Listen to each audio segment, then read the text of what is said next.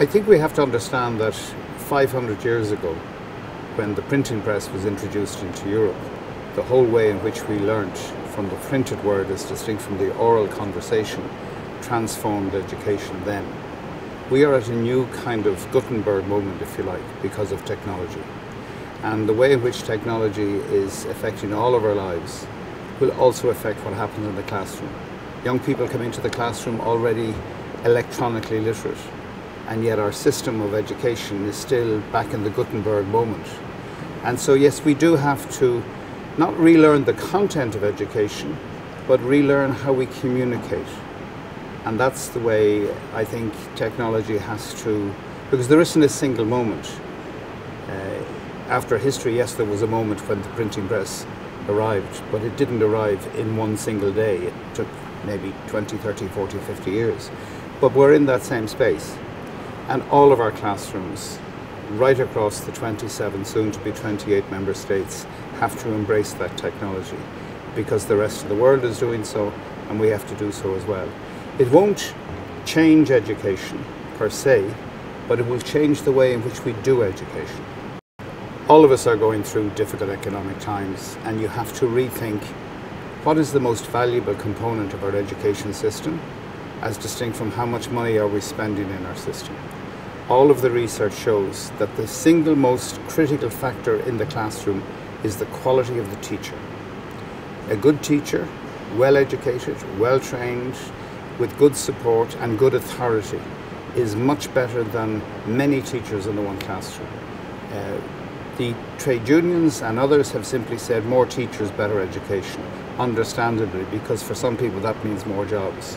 And it seemed to be persuasive. But all of the research, and we have a lot of educational research now, says the thing that makes the critical difference, and you know it yourself, you know the school you went to, but you will never forget the teacher that transformed your life.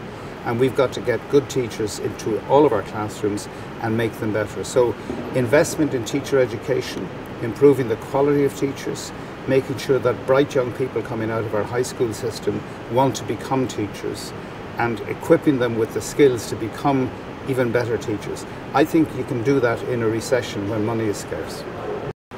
The European Union does not have a competence at federal or community level for education the same way that it has for agriculture or for trade. But every country within the Union is doing education.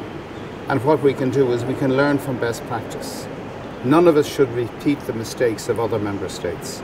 And every federal union in the world, whether it's Germany or Austria or the United States or Canada or Australia, are sharing education experience. It's still the responsibility of the local community, of the union state, but that responsibility obliges us to find out who's doing good things and where, and what are the Spaniards doing, or what are the Greeks doing, and what are the Finns doing, and what lessons can we learn from others who have good practice. And the one cardinal thing is we should not allow ourselves to make a mistake that other people have made.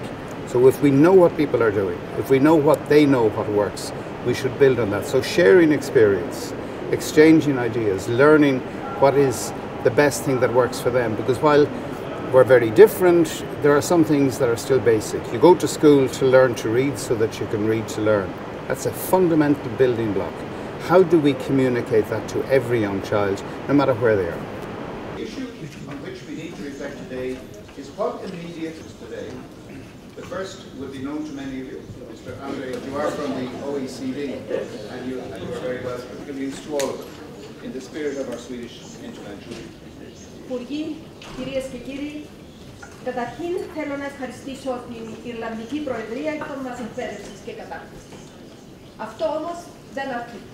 Ποιοτήτων και των ικανοτήτων των ανθρώπων, ώστε να έχουν περισσότερες πιθανότητες να βρουν μια καλή θέση εργασίας για τις 20.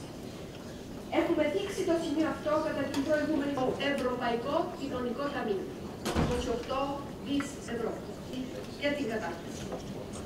Είναι πλέον στο χέρι σας, αγαπητές, στο διαδίκτυο. Το εν λόγω εργαλείο θα βοηθήσει.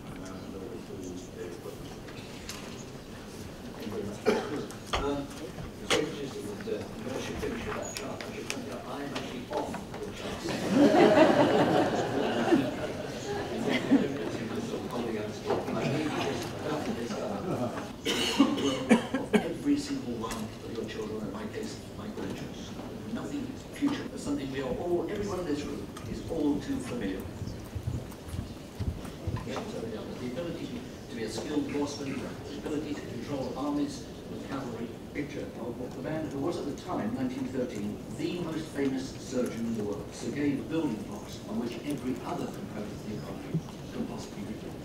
You cannot have pensions without well-educated people. You cannot have a health service without teachers still in front of the class.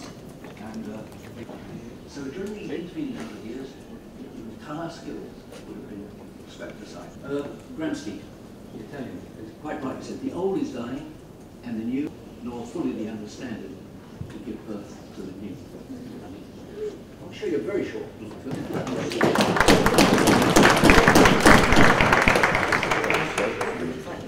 Undoubtedly criticised in the media for spending money